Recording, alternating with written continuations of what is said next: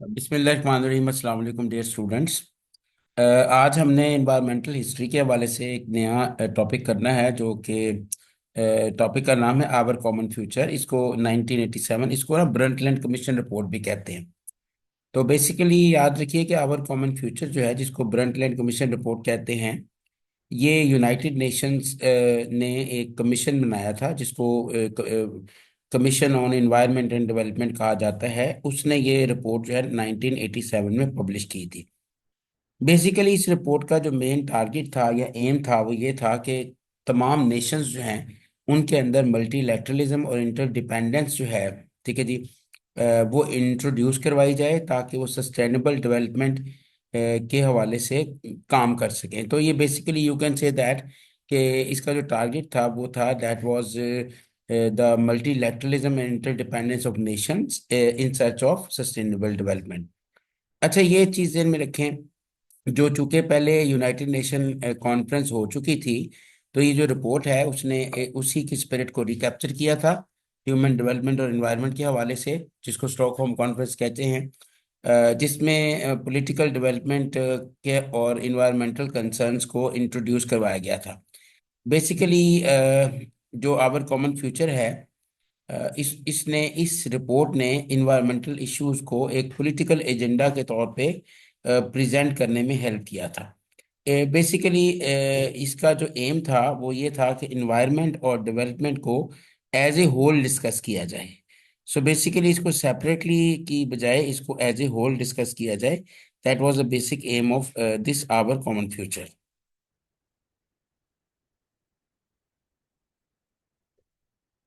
अच्छा जी, इसमें आगे चलते हैं। जो ब्रेडलाइट कमीशन रिपोर्ट थी, उसका जो मैंडेट था वो ये था कि उन्होंने री एग्जामिन करना है क्रिटिकल इश्यूज को, critical issues related to environment and development, और एक इनोवेटिव, कंक्रीट और रियलिस्टिक एक्शन प्रपोजल्स देने हैं, ताकि इन दोनों चीज़ों को साथ मिलाकर चला जा सके, यानी इन्वायरमेंट और डेवलपमेंट को।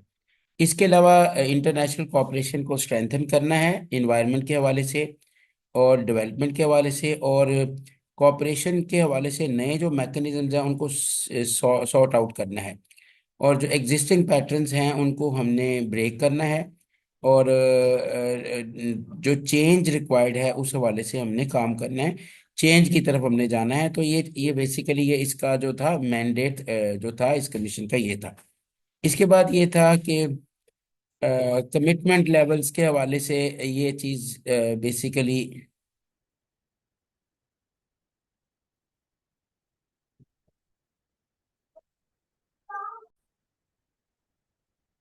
अच्छा जी, बेसिकली अगर इम्पोर्टेंस के हवाले से बात करें इस रिपोर्ट की, तो ब्रंटलेट कमीशन रिपोर्ट जो है ना, इसने ह्यूमन रिसोर्स डेवलपमेंट के हवाले से ह्यूमन रिसोर्स डेवलपमेंट को रिकग्नाइज किया था। और इसने स्ट्रेस दिया था कि पॉवर्टी को रिड्यूस किया जाए, जेंडर इक्वेलिटी लाई जाए, वेल्थ रीडिस्ट्रीब्यूशन जो है उसको कंसिडर किया जाए, और इन्वायरमेंटल कंजर्वेशन के हवाले से जो है वो इम्पोर्टेंट स्ट्रेटजीज बनाई जाए। इसके अलावा जो इन्वायरमेंट और इकोनॉमिक डेवलपमेंट के दरमियान एक क्लैश है, उसको किसी तरह रिजॉल्व किया जाए। As you know very well that कि इन्वायरमेंटल कंजर्वेशन जब की जाती है, तो इकोनॉमिक ग्रोथ पे इफेक्ट आता है, क्योंकि आपको इंडस्ट्रीज जो है उनको जो है वो बंद करना पड़ता है। तो बेसिकली इन दोनों के दरमियान एक बैलेंस क्रिएट करना, दैट इज़ वेरी इंपॉर्टेंट। और जो सस्टेनेबल डेवलपमेंट की डेफिनेशन है, उसमें इसी चीज़ों को डिस्कस किया गया है कि किस तरह से सस्टेनेबल डेवलपमेंट में हमने इकोनॉमी, इन्वायरमेंट और सोसाइटी, इनके तीनों पिलर्स को प्रॉपरली जो है वो हमने लेकर चलना है। अच्छा, इसके अलावा ये जो रिपोर्ट थी, इसमें एक एनालिसिस भी दिया गया था, ब्रॉड बेस रेमेडीज दी गई थी और रिकमेंडेशंस दी गई थी कि how we can move towards sustainable development. हम सस्टेनेबल डेवलपमेंट के हवाले से किस तरह से मूव कर सकते हैं। सॉरी जी।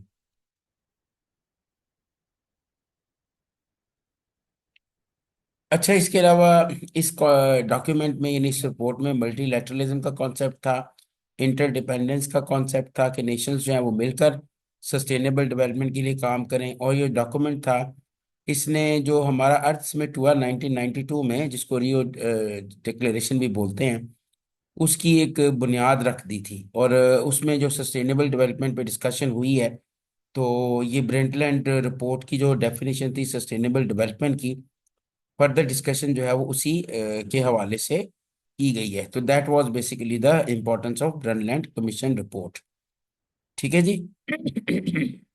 इसमें अगर आखिरी चीज हम देखते हैं कि ये जो रिपोर्ट है इसने सस्टेनेबल डेवलपमेंट को डिफाइन किया था। और सस्टेनेबल डेवलपमेंट की डेफिनेशन इसी रिपोर्ट में दी गई थी, जो मैंने पहले भी डिस्कस की है पहले वीडियोस में, कि development that meets the needs of present without compromising the ability of future generations to meet their own needs. अगर आप ब्रेंटलैंड कमीशन रिपोर्ट की सक्सेस के हवाले से बात करें, तो इसकी दो मेजर सक्सेसेस आपको देखने में मिलती हैं। एक तो यह है कि इन्होंने इन्वायरमेंटल इश्यूज को पॉलिटिकल एजेंडे के तौर पर प्रेजेंट किया इस रिपोर्ट ने। और दूसरा, इन्वायरमेंट और डेवलपमेंटल इश्यूज को इन्होंने यूनिफाई कर दिया। So that was the great success of the Brundtland commission report. Thank you so much.